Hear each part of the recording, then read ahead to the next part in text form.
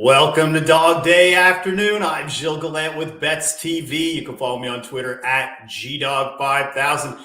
And it's the weekly betting show where we'll talk some NFL, give some sports tips, picks, leans, thoughts. You definitely know we're going to have a few picks along the way with Wild Card Weekend coming up. And the main thing I want to stress before I introduce my guests is we do not take things too seriously around here. This is a football betting show, a betting show in general.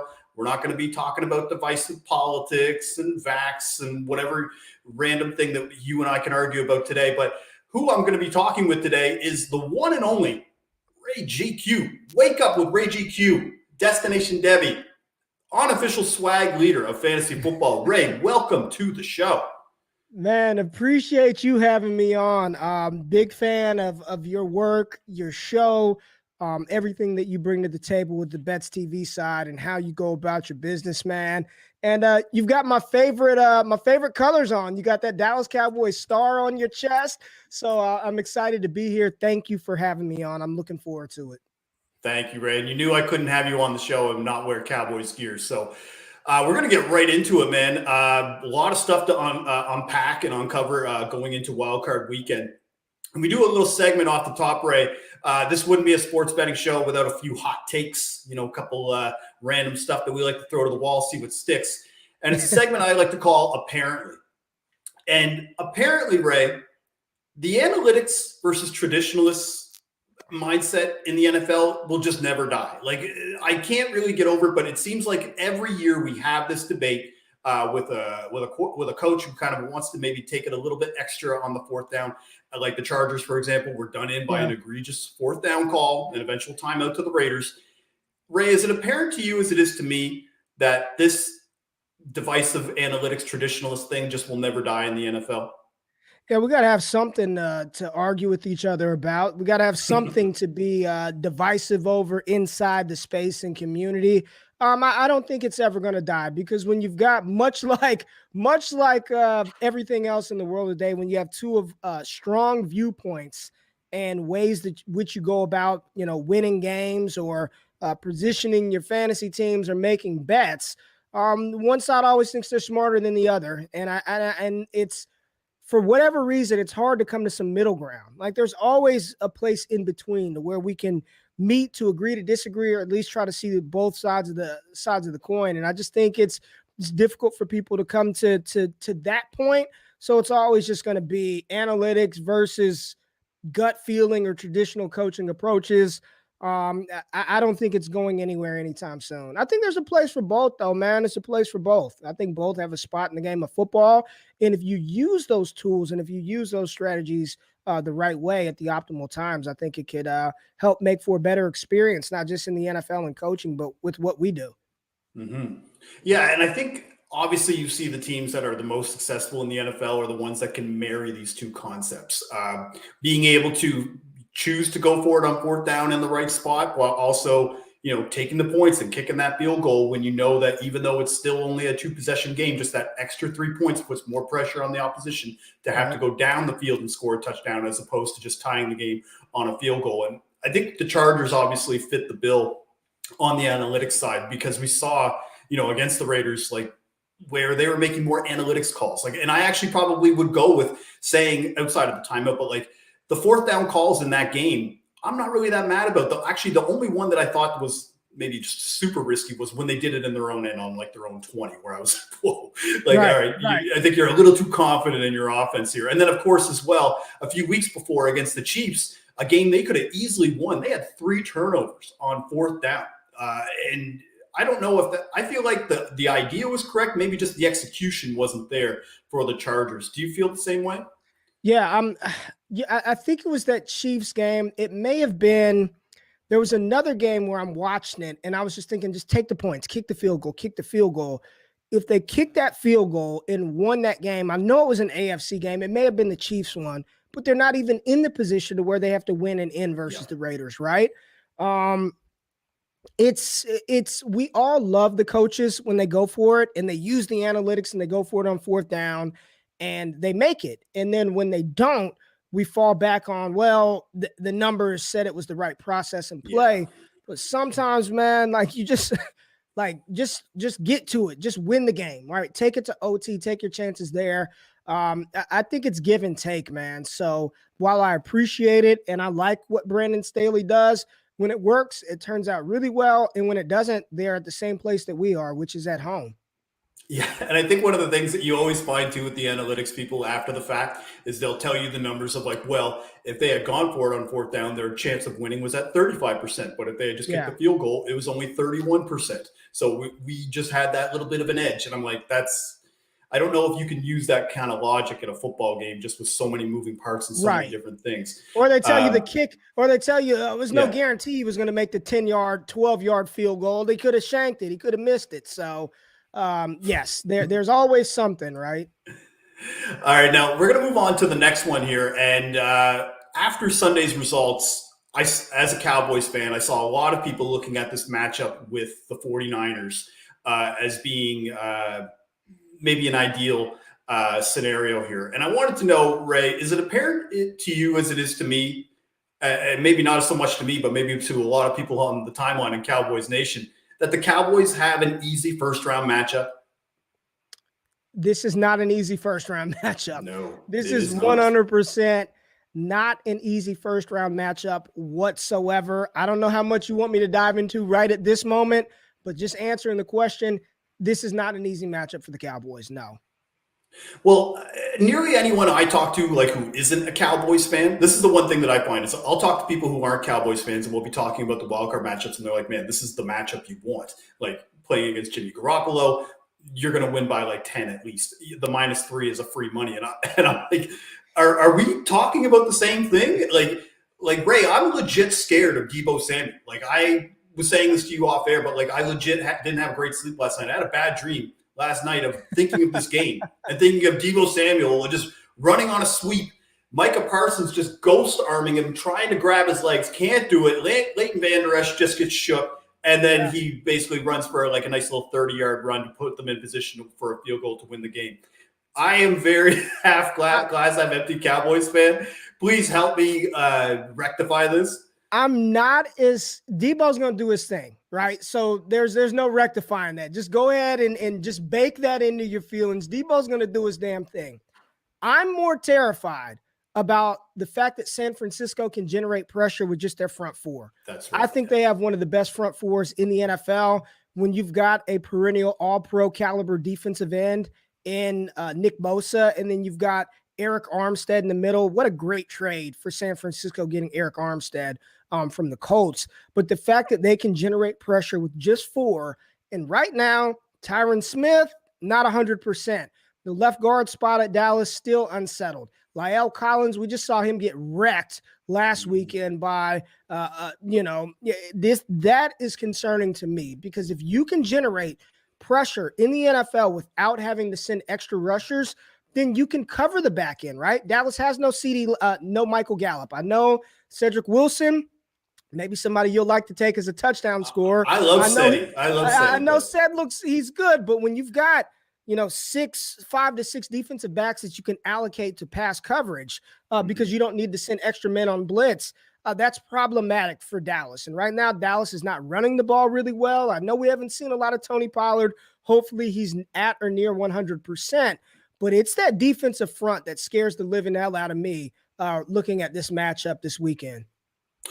The part that actually makes me an optimist going into this game, and I never thought I would feel this way, is the Cowboys defense. Now, I'm not going to say that the Cowboys defense is going to shut teams down, but they're very opportunistic. And they're the type of blitzing team that can get, like, if your offensive line is not on point and Trent Williams even has a slight instance of not playing to his potential, DeMarcus Lawrence or Randy Gregory is getting there. And that could cause pressure for Jimmy, who always has one, maybe even two, just horrendous throws a game. And they're very good at causing turnovers, obviously. 26 interceptions this year. That was first in the NFL. Some of it is opportunistic, but also some of it is just causing pressure. So I do think the Cowboys, just looking at kind of like the landscape of the NFC outside of the Eagles, this was probably the best matchup for a first round that you could get. But again, just not feeling great because of just that game in week 18, recency bias, just watching them down 14 and just roar back against that Rams team just really kind of spooked me a little bit. So and as well, the other thing, just somebody had to share it on the timeline 7 years ago today, the Dez catch. So, why did you bring that up right now? It was a catch. It was a catch. It was man. a catch. We know it was a catch. It should have been a catch. It brings back bad feelings. But here's the thing, and you're right. The same way I praised San Francisco's front four, Dallas can generate pressure all over the place, right? Micah Parsons out last week with COVID. We don't know if he actually, had symptoms, how severe or mild they are. All we can do is hope that he's at or near 100%. Hell, an 80% Micah Parsons is incredible. But the fact that you do have Randy Gregory, DeMarcus Lawrence, Micah Parsons, Dan Quinn generating pressure, you can roll in Osa and Neville Gallimore at D tackle. There's a lot of pieces that you can move around, generate pressure on Jimmy Garoppolo, who's not a mobile quarterback, right? And that's what Dallas's defense has done this year. It's been very opportunistic. And I wouldn't be as concerned about San Francisco coming back on the Rams. That defense has been vastly overrated all year. Even with the all-pro studs in Aaron Donald and Jalen Ramsey, they've been bleeding points all season long. They've been gashed on the ground. You can exploit them through the air.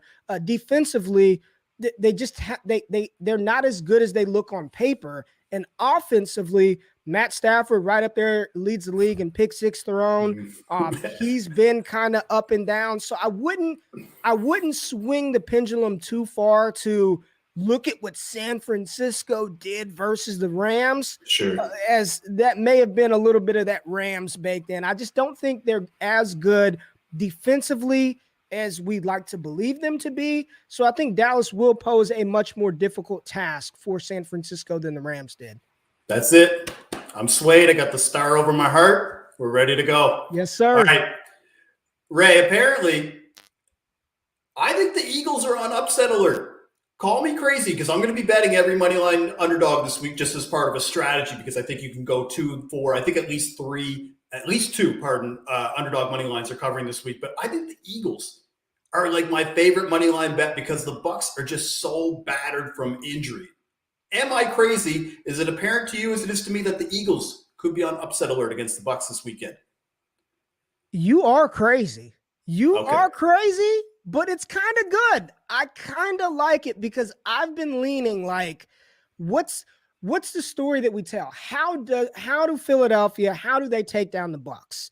The defense has been playing well. We know offensively, no Cyril Grayson is hurt. No Chris Godwin. Antonio Brown is off his rocker. It's can they stop Rob Gronkowski and can they slow down Mike Evans or slow down those two? That's we don't know what Leonard Fournette is going to look like. I'm not worried about the running game of Tampa Bay. We don't know how Fournette is looking. Mike Evans, I don't know if he's 100%. He looked damn good in the game versus the Jets, but Philadelphia presents some problems because they want to run the ball. Now, Tampa Bay has been pretty difficult to run against this year. Jalen Hurts is going to have to do it with his legs. And I don't think this is going to be an easy task for Tampa Bay to just beat down Philadelphia. I know they got beat down 51 to whatever by Dallas. They played a bunch of second, third, and practice squad players. I'm not. No. Week 18, you could throw that out. Yeah, they sat 16 or 17 starters. But Tom Brady should get it done, right? He's the GOAT. He should. But I do not think this is going to be a pushover. Darius Slay locking up on Mike Evans. They can generate pressure with Fletcher Cox.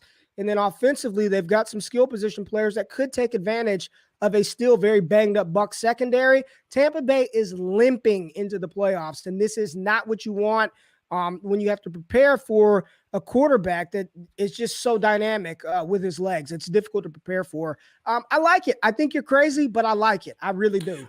Well, and I think, again, it's not about the belief of whether or not I think they can win. It's just more along the lines of playing the numbers, right? Like when you're doing this money line dog strategy because of where the odds are. If you get 2 of them, you're going to break even. And if there's chaos and this goes 3-3, you're making great profit. If there's 4 and 6, you probably can retire from sports betting after that. I think what I would say though is you're right about the Eagles run game is that is their bread and butter, but obviously that's the Bucs' strength is that The defensive line is still solid. 7th in NFL in sacks, 7th in interceptions. They turned Jalen over a couple of times when they played them at the link. I think I'm with you, though. If Jalen Hurts, for me, has an above-average game, this will come down to the final possession, and in my opinion. So if Tom Brady is as GOAT as he is, because, again, I'm not going to say that he's not, but it's basically what you're betting on. Are you going to bet that Tom Brady is going to lead a game-winning drive? I'll take my chances at 3-1 that he won't. You know what I mean? Whereas and then I think the other thing that I would say, too, is obviously the pass defense is where you can exploit them. They gave up a ton of touchdowns to wide receivers. So I'd be looking at Devontae Smith, maybe even Kes Watkins might be able to break out, maybe make a long run as well. But I will say that if you're going to be betting Bucks touchdown scorers, you're going to be looking at Gronk and Cameron Brate, because the Eagles gave up the second most touchdowns to tight ends this year. And you're going to be able to probably get Gronk around plus 120, plus 130. Cameron Brate, I bet you'll get him around plus 300, plus 350. And he caught touchdowns in 2 of the last 3 weeks. He didn't catch one in week 18, but be on the lookout for Cameron Brate for a touchdown score this weekend. Let's take a look at some futures odds, Ray. Honestly, I wanted to take a look at the Las Vegas Raiders, because I'm not saying the Steelers were more improbable to make the postseason than the Raiders, but if you had told me that the Raiders were making the postseason at the beginning of the year, and really after like week 8 with everything they had gone through, to echo your sentiment, you'd be crazy. Like, just because, again, that's enough drama for 3 to 5 years of a franchise, let alone 8 games. So looking at their latest odds, the Super Bowl odds at 50-1 to win the AFC, sitting at 30-1. And then, of course, coming into this matchup against the Bengals, this is one of the games I wanted to talk to you about whether or not they can beat the Bengals on the road. They're sitting at plus 180. I've seen actually the odds go up to about plus 200 now on the money line for the Raiders. Ray, if you had to bet a unit of your hard-earned Destination Devy dollars, which one of these of the Raiders would you want to put on that? If I were going to bet a unit on any of these, godly, I think the value play is, if you do think they have a shot to beat Cincinnati, then I would put it on. I'd go 30-1 for them to win the AFC, if that's what you're going to do. The low-hanging fruit is just play it safe with the Bengals, right? If they beat the Bengals, there is a path for them to win I know it sounds crazy as hell, but it would be 30-1 to win the Super Bowl. I think that's too long shot. I think if you were going to put a unit on it, it would be, if you believe they're going to beat Cincinnati, which I don't personally. I do not believe that. But if you did, I would take 30-1 for them to win the AFC, opposed to 50-1 for them to win the Super Bowl. Where are you at with it? I'm going to make a case about how the Raiders can win this game. Okay. So if you look at the last 4 games, this is 4 games that they've won. 2 of them come from behind. They only had 5 sacks, but they were top 5 in the NFL in total quarterback pressures in that span. And guess who's the most sacked quarterback in the league? Joey Burrow. Joey B. and I think the one thing about the Bengals that I want to kind of remind people is that you were talking about the recency bias and me getting too caught up in what happened with the Niners and the Rams. I think we overcredit the Bengals for their wins, and we don't diminish them enough for their losses. Okay. So you look at the 3 big wins of their year. The 3 big wins, 2 of them against the Ravens. They put up 41 points on each time. And then the comeback behind win to beat the Chiefs in week 17. Mm-hmm. The week 17 win, full credit. Even though they were down a lot, I have to give credit to the offense for making a push comeback and win that game, especially against the Chiefs defense that up until that game was just humming along. Mm-hmm. That most recent game against the Ravens, when they put up 41 points, we need to let that go, because Lamar didn't play. They beat up on pretty much, I couldn't even tell you, maybe Jimmy Ward was probably the last cornerback that's left, for them. Just a battered team. Like, they wouldn't have been beating any team. So kudos to them for winning, but you should have won that game. But you go back and look at some of the losses that they had this year. Like early in the year when they lost to the Bears, they lost at home. They let 41 points to the Chargers, only put up 17 points. Another game against the Browns when they got run over. I just think that the Bengals maybe aren't as good as obviously they won the AFC North, even though anybody who has watched the show, I've been trashing the AFC North pretty much all year. I just honestly think the Raiders have more than a puncher's chance to go in there and win that game. based on the fact that how well their defense has been playing. You want to talk about defensive lines like with San Francisco. Las Vegas defensive line, to me, has been unreal over the last quarter of the season. And I think that they can get enough pressure on the Bengals to make them have to be, Joe Burrow kind of have to make plays. Now, will he make plays? He is Joe Burrow. He's really good. Yeah. But if you're going to give me a position where a guy's getting sacked like that all the time, with the defense that's their bread and butter. And not only that, if you actually look at the Raiders, like their pass defense has been pretty good this year. Like if you actually look about how many touchdowns they've given up passing, like they're top 10 in that spot. So I'm with you. I think the Raiders to win the AFC, the path is there, that if they win that game, they would probably end up having to go into Tennessee and win that game. I'm not 100% certain, but again, I'm just more looking at it's probably going to be Tennessee and then KC and an AFC title game is kind of the way that I would play it out in my head. May not go that way, but I think they could legitimately win those games. So at 30-1 is worth a sprinkle. I'm not going to tell you to like go take out a mortgage and go drop it on 30-1. But that's kind of where I sit. So I'm with you on that. The Super Bowl, I'm with you as well. I think whatever NFC matchup they get, they're going to get torched. So I wouldn't even want to bother with that. The next team I wanted to look at, though, is the Cardinals, a team that I think we've all had a love affair with and then broke up with throughout the year, you know, that just the way it goes sometimes, like you would be maybe in college or something. But their latest odds to win the Super Bowl is sitting at 18-1, to win the NFC at 11-1, and then to go in and beat the Rams on Monday night for the final game of the wild card weekend is at plus 155. Ray, do you feel the same way about the Cardinals as maybe the Raiders, that maybe you think they could win the NFC, or are you kind of maybe steering clear of those just based off of what we've seen so far? I don't. I don't love it at 11-1, and even to win the Super Bowl at 18-1. I don't like either of those bets. I do not believe the Rams bet would be the one that I'd be willing to take, and that's not a lot. I mean, it's only plus 155. It's for them to win the NFC. I think too many. They're not as complete. You're not going to win the NFC with your number one pass target being AJ Green and Zach Ertz. I just don't think that's enough firepower to get it done. I love Kyler Murray, right?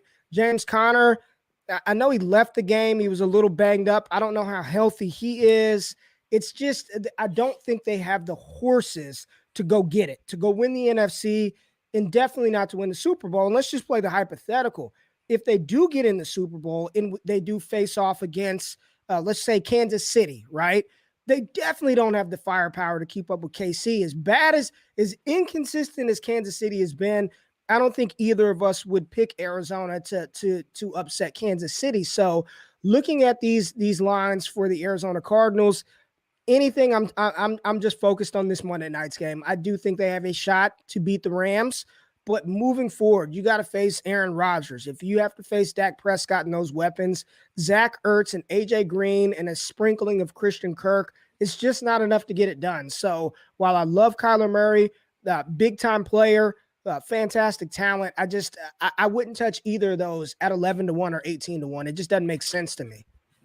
So my theory is that I don't think Kyler can make it to the Super Bowl. And as much as I love betting on him to score a touchdown or betting on the Cardinals like earlier in the year when they're an underdog in those kinds of spots, what is going to be required for the Cardinals to win is him scrambling and making plays. And I honestly feel that he is, I don't want to call him brittle because he's definitely tough. He can take hits, but I just don't know if he could take another hit. Like, I mean, you can say that about any quarterback, but I'm just saying that, like, just the history of his career so far in the NFL, that's pretty much what you've seen, is that he'll make some plays, take one hit that you don't really think is that big of a hit, you know, maybe just out of the sideline or something, and then he just is limited going forward. And when he's limited, the whole team, it just is a crap running downhill type of scenario here. Yeah. And obviously Hopkins lost, not having him till at least the NFC title game if they were to make it there. It's a big loss. AJ Green is not 25. He's 35. You know what I mean? Like Christian Kirk, I like him to bet on for touchdown scorers. I'm not going to pretend like he is some elite wide receiver kind of thing, like a matchup game changer kind of thing. So I just think that most of the matchups that they have, you could make a case that the teams that they're going to be playing have better players in those positions. So I'm with you, man. I think the odds are actually a little bit lower on them. Like, I feel like it should be closer to like 20-1 and for the Super Bowl. So for me, I feel like you're buying super low as well on that, like, or super high on them. I don't want any part of the Cardinals. So yeah, I think we're in agreement. I think I'm just going to take them to see if they can beat the Rams, and we'll go from there, and whether or not they actually how they look. Because again, I feel like they're kind of like a Jekyll and Hyde team some weeks as well. Like on the road, they look fantastic. Kyler Murray basically has like 2 interceptions in those games. In every home game, he's got 7. So it's just, I get it. It's something that just I've never seen really before, a team, unless it's like the Chargers, for example, where it's like never feels like true home field advantage. Watching like a quarterback just not play as well at home, it just doesn't seem right. So we're going to take a look at the rest of the wildcard games as well. 4 wildcard games coming up here. Now, the Patriots are sitting right now at +4 against Buffalo. The Eagles all the way up to +9 against the Buccaneers. The Steelers at 12.5 road dogs against the Chiefs. And then, of course, the 49ers. We talked about that already at length at +3 versus the Cowboys. Ray, is there any of the, let's talk with the Patriots-Bills for example. So this is the 3rd matchup now in this spot. Do you feel like the Patriots can go into Buffalo and get this win, or did Buffalo maybe kind of figure them out in the second matchup and maybe has their number at this spot? No, I don't think the Patriots could go into Buffalo and pull this one off. Again, much like Arizona, they've got an inexperienced young quarterback without the horses around him to get it done. This is not going to be the Damian Harris, Ramondre Stevenson go for 1 million rushing yards on the ground unless there's some blizzard that's projected. So Mac Jones is going to have to do something through the air, and you cannot rely on Jacoby Myers, N'Keal Harry, Hunter Henry to get it done for him. They don't have the horses around them.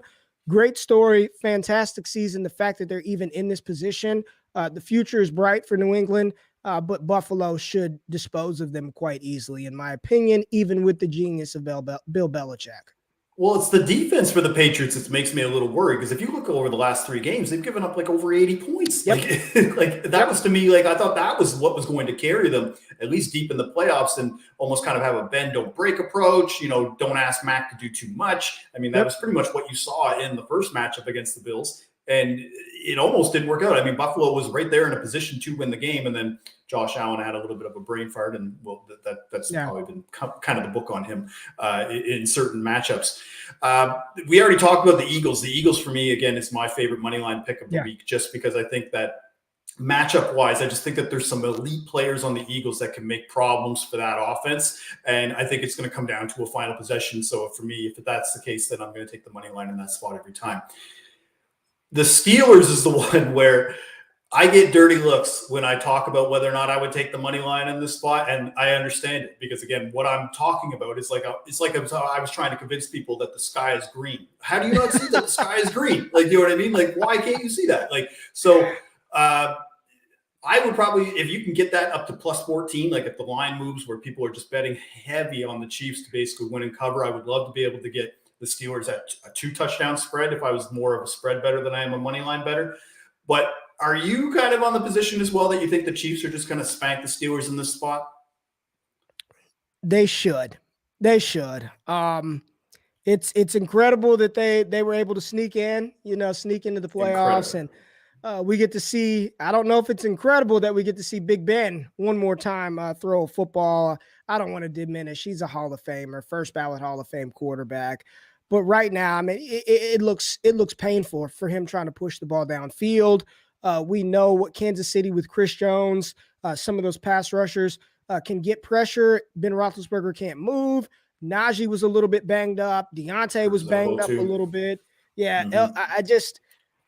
I just even at 14, I'd be sweating bullets. I'm watching closely because I still don't feel good about it. This is one where I can easily see, if you told me Pittsburgh finishes this game with 3 field goals, it wouldn't shock me. And Kansas City puts up 21 points. It wouldn't surprise me. Now, Kansas City's defense has been exposed some of late. The issue is Ben Roethlisberger. Can he get it done? Does he have enough left in that right arm to get it done? And I just don't think so. If I were Kansas City, I would get after Ben real quick, get them in minus situations. They get up early. You force them to throw. You make them one-dimensional, and they take them away. I think that's my issue with this. Me personally, I would need to tease this up quite a bit to feel comfortable taking anything with the Pittsburgh Steelers. So somebody brought this stat to my attention this morning, and I thought it was really interesting just because it was about TJ Watt and the defensive pressure that he causes. That they said that, and they went back through his game logs, when he plays over 60% of the snaps this year, the Steelers are 9-2. When he plays less than 60%, 0-5. So again, obviously he's TJ Watt. If he's on the field, it's going to make a difference. But I just found that interesting that if he's playing out there and he's balling, that he gets to, I mean, we saw that obviously in week 18, even though I feel like that Ravens team, or not Ravens, but the team that they were playing, doesn't really matter who they were playing. They were getting after it. And I think the one thing that I was going to say as well is that, I mean, you're much of a football historian as I am. Think about a lot of the previous matchups that we can remember of the Chiefs and Steelers, and the Chiefs being heavily favored and the Steelers just going into Arrowhead and winning. Everything we're talking about says hell no. But now I'm not even joking, as I'm sitting here, I'm like, watch Pittsburgh somehow keep it tighter than it should be. Like there's no rhyme or reason. I'm just thinking, yes, Kansas City should annihilate them and watch this come down to the wire. Some way, somehow, TJ Watt gets that pressure on Patrick Mahomes, make life uncomfortable for him, and they just hang around just enough to keep it close. It would not surprise me given how 2021 is gone. It would be hilarious, like honestly, if that happened. Because for me, I love chaos in the NFL, and if that was to happen, it would just upset the balance to the point of like that's why I think I'm so hot and bothered about betting the Eagles money line, just because I think everybody has the Bucks, Packers to a lesser extent making the Super Bowl kind of thing right now. So again, I love that stuff. We're gonna end the show, Ray, with a rapid fire Q&A. I love to do these. What I do before the show is I share all the details, kind of what we're going to talk about, the topics, but I don't share this segment because I want to get genuine reaction out of people when we ask these questions. So, all right, we're going to get started. First question, Ray, a little bit of a layup here. Who do you have winning the NBA championship, and why is it the Lakers? Because we got the king, baby. We've got King James, and when he gets to the playoffs, listen, he's been on a tear. He's playing center. He's playing point guard. He's playing power forward. He's doing it all. He's the king. He's the greatest basketball player of all time.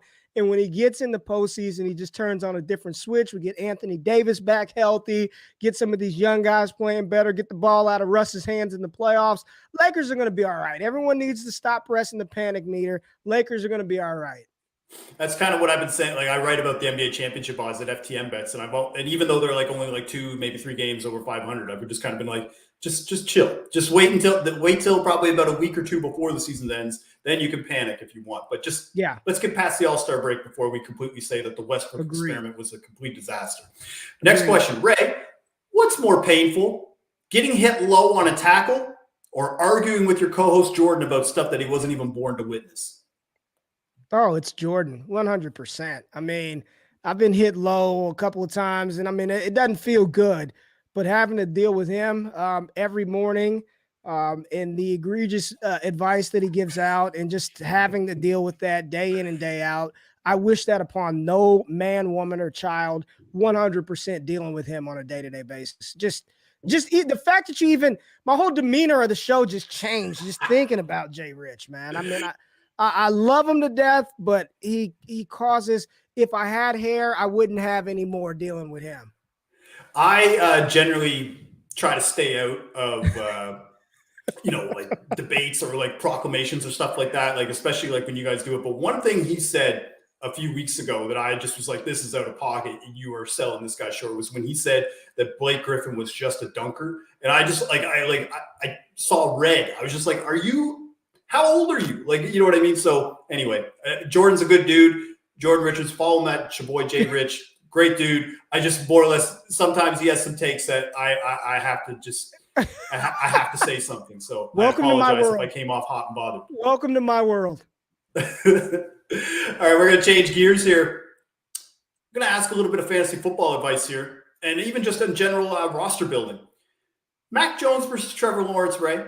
Which quarterback would you rather have over the next 5 years? You said fantasy, right? Sure, fantasy. Yeah. You gotta go T-Law. You gotta go T-Law. I'll just say it's not as slam dunk and surefire as it sure looked back in March and April of last year. You get Max some weapons around him. I mean, I think of the 5 rookie quarterbacks, I believe points per game, he was number 1 in points per game fantasy finish, throwing to Jacoby Myers is his one. You add a couple of guys in the draft, they bring in somebody in free agency. I think he could be all right, but you got to go T-Law. You got to go T-Law. So I only asked that question just because, obviously, if you know anybody who's a Patriots fan, they're going to tell you about how Mac Jones is the second coming of Tom Brady. And then I think as well, week 18, when you see Trevor Lawrence just being able to actually look like Trevor Lawrence once this year, may have kind of erased some of the doubts, or at least erased a lot of what we saw the 17 weeks prior. Some of the games just awful, like almost like the different quarterback than what you saw at Clemson. So I just think that I'm with you. I'm not ready to sell all my shares of Trevor Lawrence yet, but I think at the same time, Mac Jones is emerging, and I think we need to kind of be aware of that. Next question, though, this is a dynasty team question. This is going to be a two-parter. First part is I want you to rank these 3 players, and then I want you to tell me start, bench, or trade. Second-year wide receivers: Jamar Chase, Jalen Waddle, Devontae Smith. Ranking them. So this is a dynasty. Like, pretend like I'm starting a new dynasty league, brand new draft. Easy one is Jamar Chase, hands down. He's the one. Number 2, I would say right now, Jalen Waddle, and 3, Devontae Smith. And then you said start, bench, cut. Yeah, or trade, whatever. All right, trade Jamar Chase because you can get a king's ransom for him and just you could get a CD Lamb for Chase plus. Trade Chase, start Waddle, bench Devontae Smith. Now the third part to this question: does Elijah Moore eventually creep into that top 3? I think he's got a chance. I feel more comfortable about Amon-Ra St. Brown creeping into that top 3 than I do Elijah Moore. So how many leagues did he win for people this year, man? Unreal. He was good. It was good coming out. I tried to tell the people, baby. They didn't want to listen. I've been telling about Amon-Ra St. Brown since 2019. Check the Ray GQ receipts. I love his game, but I think, to your point, Elijah Moore is the player that I have right now pegged as a big second-year breakout. I think his ceiling and his potential is absolutely crazy. You don't see very many 5'9" wide receivers dominate. I thought Rondale Moore may have been a Steve Smith 2.0 coming, but it looks like that's really Elijah Moore who could be that Steve Smith type wide receiver. I think Elijah Moore, much like Amon-Ra St. Brown, like it's like from your position when you're starting to suggest players, but they're on losing teams. I find sometimes an audience, I don't want to say they'll tune you out, but they'll just be like, yeah, but he plays for the Lions. How well is he going to play? How well is he going to do? It's like, Zach Wilson throwing the ball. How well could he do? Well, Elijah Moore, before he got hurt, was the most profitable touchdown scorer in the NFL. Like, you could have basically bet on him every week and made 14 units of profit in 15 games. So all I'm saying is don't sleep on Elijah Moore. Amon-Ra St. Brown, he started to pick it up near the end of the year. But what he reminded me of was if anybody recalls back, I mean, I was playing fantasy, then you were too, but like Victor Cruz, like when he took off in that like week 10 span and just went off, and he won people fantasy leagues. I know for a fact he did. So, all right, now, Ray, next question. As an attorney, you have to know the law inside and out. If there was a law in fantasy football you could implement, what would it be? Ooh, a law in fantasy football. And if you break it, you're out the league. If you break this law, you're out of the league. Or you can't play fantasy football anymore. Yeah. I think one, I would make people, like I would force, there's a law that you have to respond to trade offers. Whether you accept it or not, just respond. Whether just tell me I'm not interested, I don't want to trade, the values are off, but just respond. There's nothing worse than trying to make some moves on your team, roster construction, roster management, just to not hear back from anybody. Like, just don't leave me on red, man. I saw you read my text message. Don't leave me on red. Just tell me I'm not interested right now, Ray, or the values are or make off. a counter. Something out. And make a counter. Listen, I'm not even telling you to make it. Just respond, damn it. You don't even have to count. Just respond. It is a law, a rule. If you break the rule the first time, you get put on probation. You do it again, you're out the league. You got to respond to trade offers. I have two rules. One, it would be you have to set your lineup every week. One of the things I hate is guys who are out and obviously you can make, consolation stuff or, last place. You could do stuff, incentives to ensure that people set your lineup. But even in those other instances where it's not there, just set in week 16 or like week 13 when like playoffs are on the line and, you don't give a team an easy win. The other one that I have, no vetoes on trades. You're a grown man. You're a grown woman. You know what you're doing. Don't and now I will say this, I play in a league that has a wife and husband in the league, and I constantly think there's collusion. Constantly. There's no way that you would make that trade for anybody else if I was to make that same offer. But I don't veto it because you guys made the decision to do it. Do you feel the same way? I mean, that's like the golden rule, man. I'm not even going to count that as a lot. That should be standard practice, customary operating procedure. There are no vetoes on trades. You don't do that. No vetoes on trades. You don't do that, period. That should be baked in. No, none of that in any. No vetoes. No. Final question, Ray. We're in the prediction business. We both have hit and misses on our resume. I want to hear about your best and worst prediction for a player coming out of college. I want to hear your best victory lap story and your curling up in a ball in a fetal position because you were so wrong kind of story. I feel like this is a setup. Everybody, if they're watching this and they've seen me, they know who the miss is because the miss was catastrophic. But I blame, back to our very first point, I blame the analytics community because the damn analytics community told me this player was good because he broke out early. He had great age-adjusted production. The analytics community failed me. But my biggest miss, period, was Philadelphia Eagles wide receiver Jalen Reagor. Hands down, biggest miss. Jalen Reagor did not pan out. He was drafted round 1. I got that right. He had the draft capital.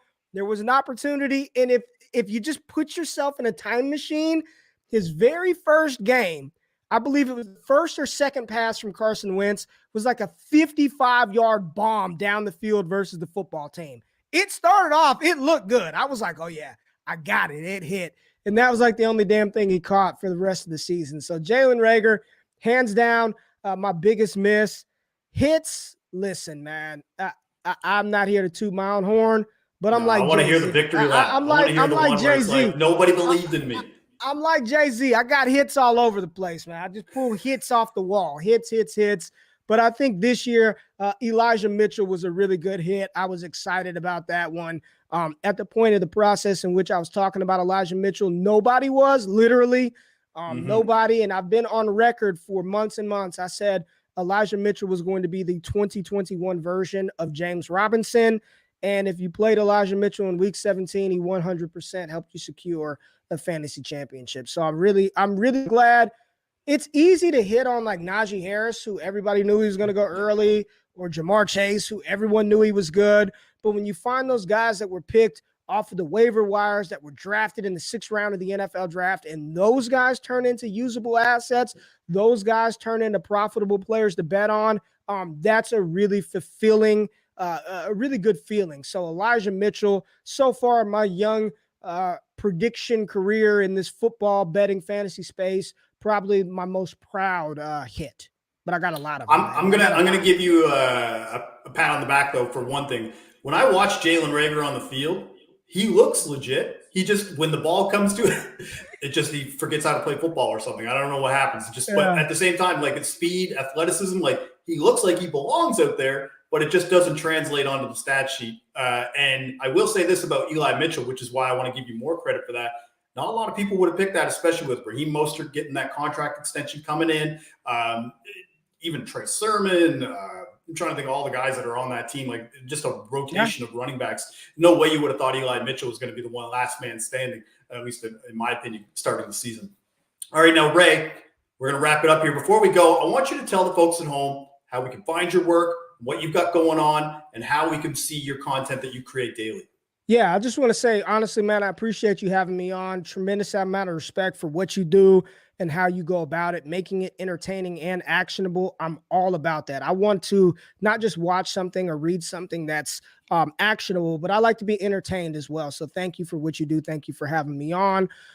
Every day, Monday through Thursday, wake up with Ray G on the Ray GQ YouTube channel, as well as content on FTN Network, the podcast network, FTN Fantasy, doing dynasty trade shows to figure out the value. And we've got some cool stuff coming on the FTN Fantasy side for the NFL draft. So excited to get back to doing that. The happy hour with Brooke Cromer and Elliot Christ, talking bets. We're going to kick that back up. I think we're supposed to go this week because we've got the playoffs popping off this weekend. So so FTN Fantasy, my YouTube channel, doing stuff all over the place. Pretty excited, man.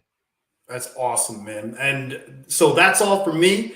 I want to thank Ray for joining me again. You can follow him at RayGQ on Twitter. Please follow him because he is a very entertaining follow, not just for like his takes, but a lot of the stuff that he shares, especially like footage and breaking down game tape. Again, I enjoy that stuff because there's players that just I'm not aware of that he kind of puts me on the radar too. So again, please follow him for that. And if you want to check out my writing content, you head over to ftnbets.com. You can catch me as well every Sunday at 11 a.m. Eastern for Touchdown Town on BetsTV, where we give out our best touchdown scores of the week. I want to thank you, everybody, for watching Touchdown Town at Dog Day afternoon. I'm Gilles Gallant with BetsTV. Bonne chance.